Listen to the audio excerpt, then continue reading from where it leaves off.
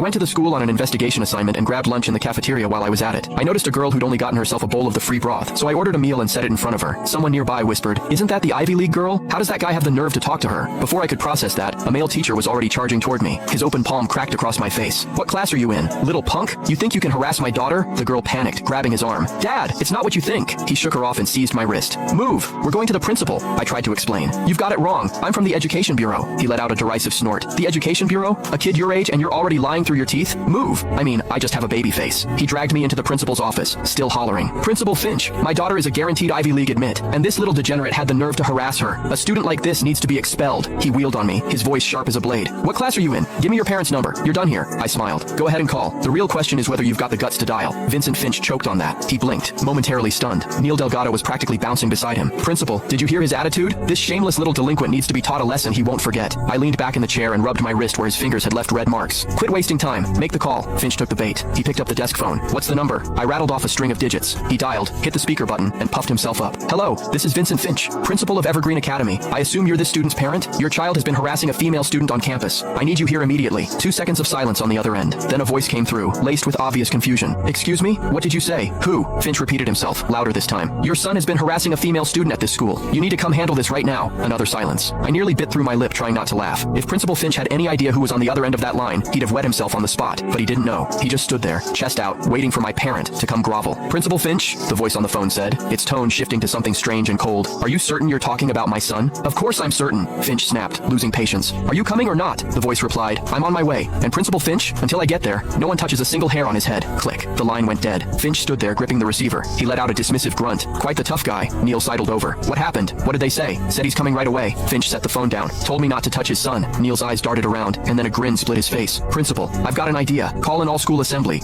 Make this little punk apologize in front of the entire student body. Kill the chicken to scare the monkeys. Let every boy with wandering eyes see what happens." Finch hesitated. "Isn't that a bit much? A bit much?" Neil's voice pitched higher, shrill with indignation. "My daughter is ranked first in the entire city on the practice exam. She's the crown jewel of this school. If we don't deal with scum like this, what's next? Open season on her?" Finch nodded, about to speak, when Neil reached over and grabbed a fistful of my hair. I caught his wrist and twisted. Hard. "Ah!" he yelped, the color draining from his face. "I can walk on my own." I let go and looked at him calmly. Neil clutched his wrist, my steady gaze forcing him back half a step. The obscenity on the tip of his tongue died in his throat. He hadn't expected me to fight back. He definitely hadn't expected me to be that strong. In the corridor, he walked ahead of me, glancing back every few seconds to glare. His mouth, though, never stopped running. Shameless little punk. No manners, no upbringing. I stopped walking. He stopped too, eyeing me warily. "Watch your mouth." My voice was quiet. He flinched back half a step, his lips trembling twice before he swallowed whatever he'd been about to say. Principal Finch called from behind us. "Let's go. Let's go. The whole field is waiting." The athletic field was packed. Over 2,000 students stood